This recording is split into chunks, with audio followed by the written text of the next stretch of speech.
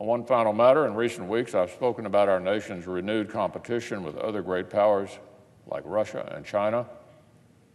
Despite decades of efforts to welcome these nations into a peaceful, prosperous, and fair international system, we're constantly reminded that these nations have their own designs on the future. And in their visions, foundational principles of sovereignty, freedom, human rights, and a rules-based international order tend to take a backseat to power politics and the pursuit of hegemony.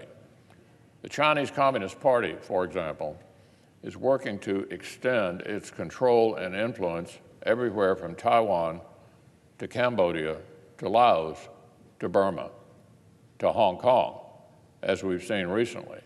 The tools and tactics may differ, but the goal is the same.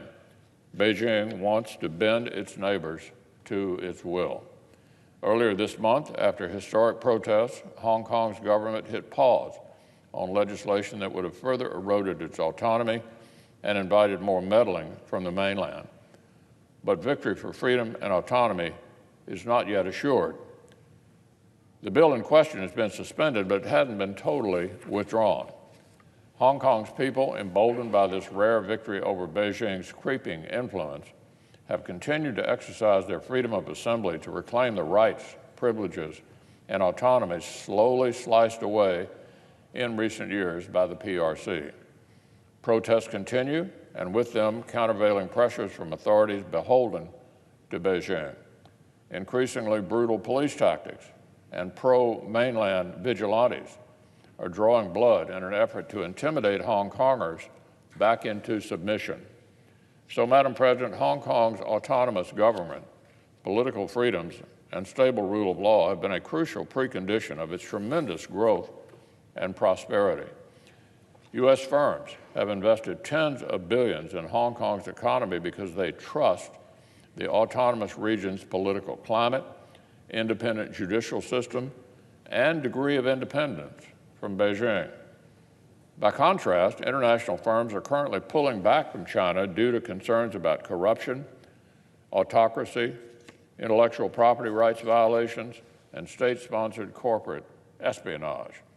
So, Madam President, at a time when China faces slowing growth, Beijing succeeds to emulate Hong Kong, not to engulf Hong Kong and remake it in the image of the Chinese Communist Party. The PRC has long been working hard under the surface to increase its influence and power. In Hong Kong, like in so many other areas, China's used this approach that experts have called hide and bide, hiding their intentions and biding their time, slowly slicing away resistance, building leverage, and encroaching one step at a time. In the case of Hong Kong, Beijing and its agents have overreached, but they're recalculating, postponing action on the legislation while biding time to resume the encroachment. This is not just a matter for the people of Hong Kong.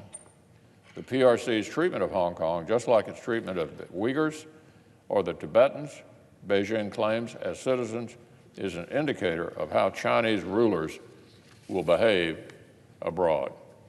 All nations who trade with the PRC should be watching the drama unfolding on the streets of Hong Kong.